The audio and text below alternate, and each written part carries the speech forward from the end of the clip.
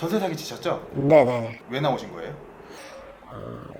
좀 피해자들이 그 피해 보신 거에 대해서 좀 그래도 복구 좀 해드리고 싶어가지고 제가 할 수 있는 부분이 없어서 나왔습니다. 언제 그러면 그걸 시작하신 거죠? 2년 전쯤에 그렇게 됐어요. 몇 개나 하셨어요? 세 채 했어요, 세 채. 세 채요? 네. 그러면은 총 보증금이 어떻게 되죠? 보증금이 한 7억 정도 되는 걸로 알고 있어요. 2년 전에 전세 사기를 치셨으면 네. 이제 2년이 됐으니까 만기가 됐을 거 아니에요? 그러면은 그 7억을 다시 돌려드려야 되는데 돌려드릴 수 있는 능력이 되시나요? 아니요, 따로 그 능력은 되지 못하고 그래서 오게 된 것 같아요. 이 어떻게 제가 해야 될지를 방법을 모르니까 그래서 오게 됐던 것 같아요. 그러면 전세 사기를 하기 전에 왜 그걸 하신 거죠? 일단 그 아는 지인이 부동산을 한다고 해서 그러면 이제 나도 부동산 쪽으로 좀 일을 해보고 싶으니 좀 가르쳐 달라 해가지고 이제 접근을 하게 된 것 같아요. 부동산이란 일은 어떤 집을 소개를 시켜주는 거잖아요. 근데 저 같은 경우는 기본적인 부동산의 큰 틀 안에서 그냥 부동산이라는 거 하나만 생각하고 일 좀 배워보겠다 그냥 아무런 생각 없이 그렇게 접근을 했다가 멍청하게 당한 것 같은 것도 있고. 부동산을 하고 싶었었던 거예요? 아니면은 돈을 벌고 싶었었던 거예요? 돈을 많이 벌고 싶어서 접근을 했던 게 아닌가. 왜냐면 이제 모든 사람들이 부동산이라고 하면은 다 이제 돈을 좀 많이 벌 수 있을 거라고 생각을 하니까. 그래서 저도 이제 그때 당시에 생활고가 조금 힘들었던 것도 있었고 해가지고 부동산 좀 관심이 있었던 것 같아요. 그러면은 그 과정이나 이런 건 어떻게 되죠? 전세 사기를 치는 그 과정과 그 지금까지 했었던 2년 동안 해왔었던 그런 과정들 있잖아요. 그 과정들을 다 하나씩 말씀해 주세요. 사실 과정 같은 거는 크게 없었고 그냥 제 신분증만 자기한테 주면은 자기가 이제 뭐 부동산 직원 등록부터 해가지고 자기가 뭐 등록을 시켜주겠다 하면서 이제 신분증을 먼저 가져갔고. 잠시만요. 그러면은 네. 또 다른 브로커 같은 사람이 한 명 더 있었다는 건가요? 그러니까 팀적으로 움직이신 건가요? 예, 그 사람이 이제 부동산 일을 한다고 했어요. 그러면 그 지인이 부동산 일을 한다고 하는데 그 사람이 뭐 차를 좋은 걸 탄다든지 아니면 좋은 집에 산다든지 네네, 일단 뭐 좋은 차, 뭐 좋은 시계, 어떤 거를 갖고 있었죠? 벤츠 고성능 차, 시계는 뭐 롤렉스, 팔찌도 뭐 금팔찌 끼고 있고, 옷도 막 명품으로 입고, 그러니까 모든 행세가 약간 나 좀 돈 좀 번다. 그래서 제가 더 혹했던 것도 있지 않나. 그래갖고 그 브로커가 이 일을 하면은 돈을 많이 벌 수 있다라고 해서 그 거기 사무실을 가보셨다라든지. 아니 따로 사무실은 가보지는 않았고 사무실을 더 확장을 할 건데 사무실은 서울에 있다. 확장을 할 거여가지고 조금만 기다려 달라 라고 이제 저한테 얘기를 해서 알겠다. 신분증 먼저 주고서 이제 기다리게 된 상태에서 가끔 중간에 전화 한 번씩 왔어요. 어딜로 가라고 했었을 때가 제가 그 전세 사기에 연루됐던 그 지역들 가가지고 어디 지역이죠? 인천 강서구 그리고 중랑구 이렇게. 근데 벤츠를 타고 다니면서 롤렉스까지 끼고 명품에 뭐 팔찌라든 금팔찌라든 이러한 행세를 하는 사람이 사무실이 없다는 게 말이 안 되고 일단은 첫 번째로. 그리고 지금 나이가 30대신데 사실 그 전에도 30대였을 거예요. 2년 전에. 근데 그거를 인지를 못할 정도까지는 아니라고 저는 생각을 하거든요. 그러니까 방금 전에 말씀드렸다시피 사무실은 이제 서울 쪽에 있다고 얘기를 했는데 확장을 할 거여서 조금만 기다려라. 사무실을 더 확장을 했을 때 그때 저를 부르겠다. 그렇게 이제 얘기를 한 상태로 지내다가 저한테 이제 전화가 와서 형님 인천으로 가세요. 강서구로 가세요. 이런 식으로. 그럼 거기에 또 다른 사람들이 나와서 저 이제 안내해주고 그냥 계약서만 작성을 하고 그리고 그냥 보냈거든요. 맨 처음에 저한테 돈을 벌고 싶다고 말씀하셨었죠. 네네. 전세 사기인지 그리고 모르고 하셨다고 하셨는데 네네. 그러면 그 과정들을 하나도 듣지 않고 그냥 신분증을 건네신 거예요? 예를 들어가지고 저는 이제 전세 사기가 어떻게 돌아가는지 저는 이제 100% 알고 있습니다. 네네네. 어떤 브로커가 있으면 사람들이 이제 전세와 네. 매매 계약서를 같이 동시에 쓰겠죠. 네. 동시에 쓰고 네. 전세가 1억이다. 매매도 1억이에요. 그 다음에 전 집주인한테 원래 매매가가 8천인데 네. 내가 1억 정도 뻥튀기를 해가지고 팔아주겠다. 예전 집주인은 브로커한테 2천만 원을 주고 2천만 원에서 자기가 뭐 한 1,500만 원 가져가고 그 다음에 지금 사기치신 분 이분한테 뭐 100만 원이든 200만 원, 300만 원 이렇게 준단 말이에요. 대부분 그 가격이 주는 게 한 100만 원에서 300만 원 정도는 되는데 이거를 모르시고 하신 거예요? 아니면은 처음에는 그런 얘기가 아예 없었고 자기가 다른 지역으로 소개를 시켜줄 때 여기서 형님 뭐 차비랑 이런 뭐 수고비 정도 해가지고 제가 한 100만 원 정도 드리겠습니다. 이렇게 해가지고 가서 작성을 하고 그런 식으로 이제 3번 정도 이루어졌었던 거예요. 그러면 한 건에 한 100만 원씩 이렇게 받으셨다? 근데 실질적으로 70만 원 정도 받았어요. 그리고 제가 생각했던 뭐 부동산 일이나 그 사람이 했던 말들이 너무 다 다르고 계속 다르고 해서 난 안 하겠다.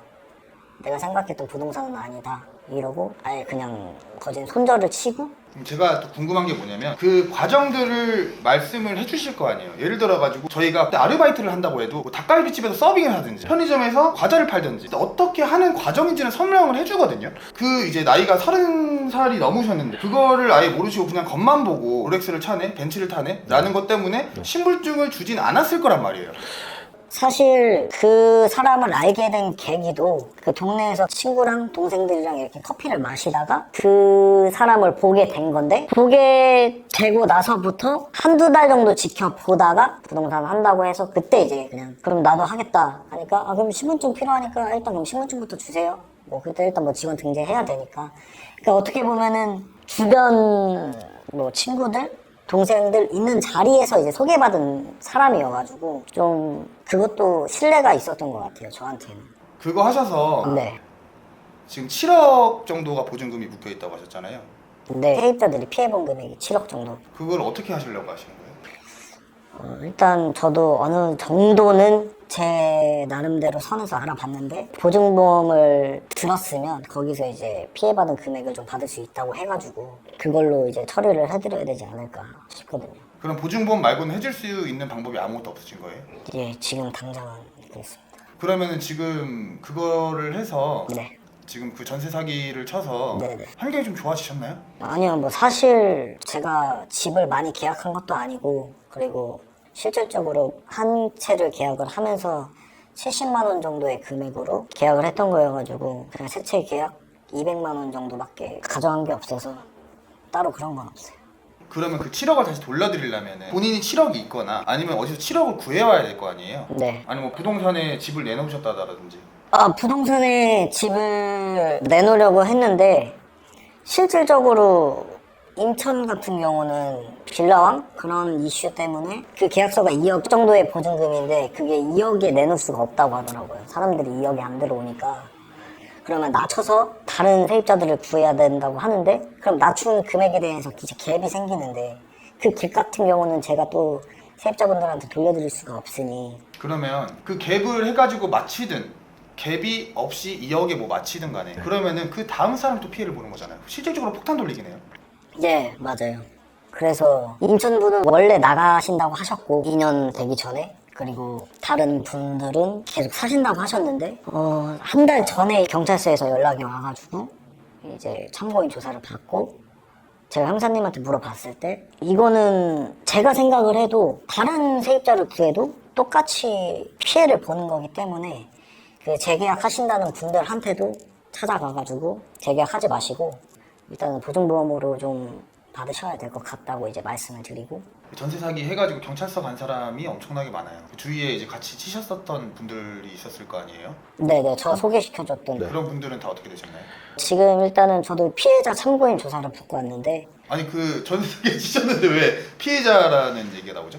저도 이제 어찌 됐든 간에 이 부분에 대해서 제가 전세 사기에 가담을 하려고 했던 게 아니라 부동산을 배워보려고 했다가 세채에서 말 그대로 제가 본 집도 없고 그 부분에 대해서 제 명의로 갑자기 뭐 집이 생기고 이러다 보니까 아 이건 아니다 싶어서 그때부터 안 하게 됐고 근데 저 소개시켜준 사람이 지금 300채 제 신분증 갖고 따로 뭐 사업자 뭐 등록증을 만드는데 그분은 뭐 200채 그래서 총 보증금이 어떻게 되죠? 1,000억 정도?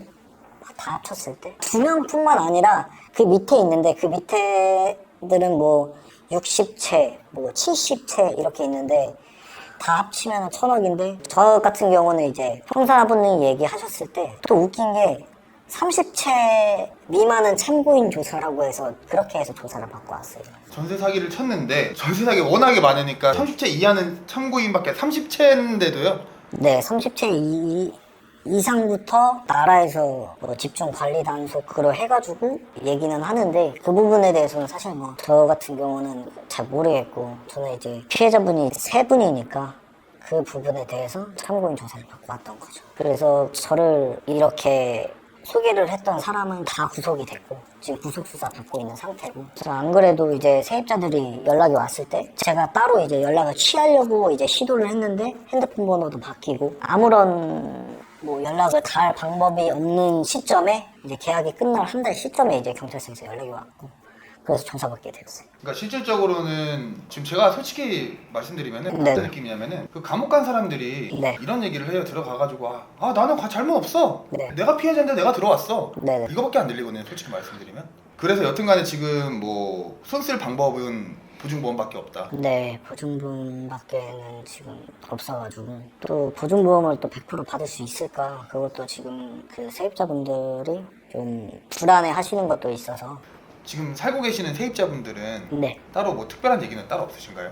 크게 따로 뭐 얘기해 주시는 건 없고 뭐 저한테 욕을 해주시기보다는 지금 그 세입자분들이 받으셔야 할 보증금들이 제일 우선이니까 그 부분을 이제 도와드릴 수 있도록 제가 계속 찾아가서 막 얘기하고 하니까 따로 크게 말씀은 안 하시는 것 같아요. 이게 사회적으로 이슈가 굉장히 크잖아요. 네, 맞습니다. 저는 제가 이런 영상을 당하신 분들이 그 사회적 이슈가 나오기 전에도 저희가 촬영한 적이 있었어요. 네네. 조회수만 100만이 넘게 나오고 막 그런 영상이 있는데 뉴스에 나오기도 전에 저는 이게 터질 줄 알고 있었거든요. 네네. 지금 이런 뉴스나 이런 거 보면 어떤 감정이 드시죠? 잘못됐다라고 생각이 들 수밖에 없는 게 그냥 누구나 다 뭐 저도 피해를 당했다라고 이제 뭐 얘기는 하지만 진짜 저같이 멍청하면은 충분히 좀 다른 분들한테 좀 피해가 많이 갈 수 있고 좀 많이 심각한 상황인 것 같아서 저도 좀 많이 안타까운 부분이 있어요. 여튼간에 지금 물은 엎질러졌고 네, 기댈 수 있는 방법은 허그 보증보험뿐인데 네네. 걔네들이 80% 줄지 90% 줄지 100% 줄지 아무것도 모르는 상황인 거고 아예 못 줄 수도 있는 네네네. 네. 그 구속된 사람들이 보증보험을 가입을 안 하고 그렇게 구속이 돼서 이 부분 같은 경우는 보증보험도 엄청 중요한 부분인 거라고 생각을 하고 보증보험비를 받아서 보증보험 가입도 안 한 사람도 있고 아니 보증보험비가 한 100만 원 정도 될 거 아니에요? 네네네. 근데 그 돈을 세입자한테 받고 가입을 안 하는 거예요. 보증보험을 모르시는 분들이 많으니까 뭐냐면은 한편의 그냥 보험 같은 겁니다. 예를 들어가지고 저희가 전세 1억짜리를 들어가는데 이 집주인이 만약에 뭐 강원랜드 가가지고 미쳐서 날뛸 수도 있는 거고 아니면은 이 사람이 돈 없는지 돈이 있는지 어떻게 합니까? 건물줄 하는 사람들이 다 돈이 많은 게 아니에요. 그래서 보증보험이라는 게 있는데 그거를 가입을 해놓으면은 나중에 어떤 일이 생겨도 좀 돌려받을 수 있는 안전장치 같은 겁니다. 예. 그런데 그 보험을 가입을 할 때 돈을 낼 거 아니에요. 근데 그 돈을 받아놓고 가입 안 한 것도 있고 그 사람들이 그래서 더 오히려 사회적으로 조금 더 커진 게 아닌가 싶기도 하고 저 같은 경우는 그래도 이제 보증보험을 가입을 해서 이제 세입자분들한테 만나서 재계약하신다는 분들한테도 재계약하시지 말아라 어찌됐든 간에 또 만약에 다른 세입자가 들어오게 되면 또 피해가 볼 수 있으니 그냥 뭐 재계약하시지도 말고 보증보험을 받으셔가지고 나가셔야 될 것 같다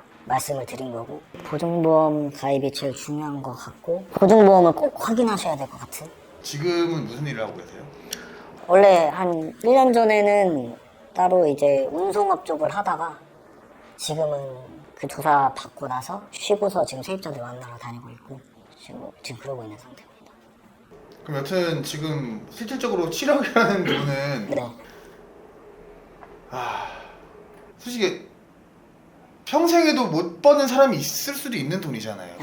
네네. 진짜 세입자들한테 죄송하게 생각하고 또 세입자들도 어떻게 해야 어떻게 해야 될지를 모르시는 분들도 너무 많으시니까 이거를 어떻게 정확하게 좀 더 피해보지 않고 좀 할 수 있을까? 그럼 어떤 동네라든지 네네. 어떤 집단 그런 이제 전세 사기 어디에 좀 많이 몰려있죠? 근데 사실 어디에 많이 몰려 있다기보다는 이것도 제일 중요한 것 같은데 부동산이라고 해서 부동산 중개인 뭐 부동산이라고 해서 무조건 믿을 건 안 되는 것 같아요. 왜냐면 그 분들도 제가 세입자들을 만나서 얘기를 했을 때 다 정상적으로 부동산에서 계약을 하고 부동산 중개인이 따로 있었고 다 있었는데도 불구하고 이렇게 사기 피해를 입으신 거니까 어느 지역에 따로 이렇게 몰려있다 이런 것보다는 그냥 일단은 부동산 자체를 좀 신경 써서 알아봐야 되지 않을까 싶기도 하고. 실질적으로 전세 사기를 치면은 2명 이상의 사람에게 사기를 치는 겁니다. 네네. 왜냐면 세입자한테 사기를 치죠. 네. 첫 번째로. 네. 그리고 부동산 같은 경우에도 네. 사기를 칠 거 아니에요. 뭐 안전하다, 융자를 없애준다는 네네. 뭐라고 하면은 부동산들도 그러면은 네. 경찰서로 가나요? 근데 제가 봤을 때 부동산은 경찰서를 그냥 안 가는 것 같기도 하고 또 이런 이슈가 됨으로써 부동산 폐업을 하는 곳도 있고 세입자들도 부동산을 찾아가면 그 부동산이 없어졌다 그러고. 그럼 부동산이랑 전세 사기하는 곳이랑 네. 같이 뭐 연맹이라든지 해가지고 하는 것도 많이 있나요? 제가 봤을 때는 무조건 그런 상황이 있어야만 전세 사기 피해가 무조건 생기는 거고 그렇게 아니고서야 제가 봤을 때는 힘들 것 같아요. 세입자들이 부동산 가서 계약을 했다고 하더라도 진짜 뭐 정상적인 부동산도 많겠지만 만약에 그렇게 집단들이랑 짜고 치고 뭐 부동산 말만 믿고 계약을 하시는 분들이 많으니까. 근데 모든 부동산들이 그런 건 아닙니다. 절대로 모든 부동산이 다 그런 건 아닌데 네. 그러면 전세를 살거나 피해자분들이 조심해야 될 거 그리고 이제 계약을 앞두신 분들이 조심해야 될 게 뭐가 있을까요? 연락적인 부분도 좀 중요하다고 생각하는 게 저도 영상을 진짜 많이 봤는데 저처럼 이렇게 명의만 빌려주고 이렇게 연루가 된 사람들이 뭐 무섭거나 자기가 해결하지 못하고 연락을 피하는 경우가 굉장히 많아요. 그러다 보니 사실 뭐 보증보험을 가입을 해서 이제 2년이 지났을 때 재계약하는 시점에서 제가 알기로는 이제 아무런 얘기 없이 그냥 흘러가면은 그 집에서 계속 살 수 있는 거잖아요. 그러다가 뭐 한 4년 살다가 이제 나가려고 하다 보니까 실질적으로 집주인이 연락이 안 되는 경우. 근데 보면 또 무섭거나 아니면은 좀 연락을 피하는 경우가 좀 그런 분들이 좀 많아서 연락이 제일 중요한 것 같아요. 연락을 드려가지고. 예를 들어서 자기들은 명의만 빌려줘가지고 네네. 했는데 실질적으로 뭐 갚을 능력이 안 되니까 네네. 무서워서 세입자들은 다 연락하지 않았다. 네네. 그런 사람도 많이 있죠. 네, 그리고 저 같은 경우는 뭐 멍청해서 당한 거지만 또 인터넷에 뭐 유튜브에 뭐 떠도는 거 보면은 노숙자분들한테도 그냥 신분증을 받고서 그냥 바로 그렇게 그냥 집주인 명의로 바꿔버리고 건물이나 이런 거는 신용불량자도 살 수가 있나요? 그런 거는 문제가 안 되는 것 같아요. 집주인이랑 연락이 되는 부분 그리고 보증보험이 가입돼 있는지 그리고 그것도 체크를 해보셔야 될 것 같아요. 요새 또 이슈가 너무 많다 보니까 세입자분들이 계속 뭐 3개월에 한 번씩 등기부 등본 같은 거를 뭐 뗀다고 하시더라고요. 불안하시니까. 압류가 있는지. 네네. 그런 것도 계속 확인해 보시고 계약 기간이 끝났을 때 임차권 등기 같은 것도 신청하셔가지고 더 피해를 보지 않게끔 좀 조치를 하시고. 일단은 경찰서를 더 가셔야 되시나요? 아직까지는 추후 조사는 지금 없고 제가 경찰관님한테 물어봤을 때 그러면은 지금 살고 계시는 세입자분들한테는 어떻게 해야 하냐 방법이 없다 그냥 보증보험으로 받게끔 돌려나가라 일단 그렇게 처리할 수밖에 없다라고 얘기를 하더라고요. 경찰이 그렇게 네, 경찰이 그렇게 얘기를 해서 그리고 저 같은 경우는 계약을 한 집이 세 채니까 더 신경을 안 쓰고 조사도 40분 50분밖에 안 했던 것 같아요. 그냥 물어보고 저는 그냥 세 발의 피라고 생각을 했는지는 모르겠는데 다른 분들이 엄청 많이 계약을 하셔가지고 그러니까 세 채나 7억 정도면은 세 발의 피. 완전 그냥 저한테도 그냥 당하셨네요 라고 이제 말씀을 하시더라고요. 그러면은 네네. 30건 이하는 참고인으로 들어간다고 하셨잖아요. 네네. 30건 이하는 형벌이 어떻게 되죠? 그 부분에 대해서는 아직 잘 정확하게 좀 저도 잘 모르겠어요. 그런 부분에 대해서 얘기를 해주고 그런 게 아니라 아마 30채 이하는 그냥 보증보험으로 받게끔 유도를 하지 않을까 싶기도 하고, 약간 나라도 그렇고 뭐 지금 아무런 대책이 없는 것 같아요. 제가 생각을 해도 좀 많은 문제들이 좀 있지 않나.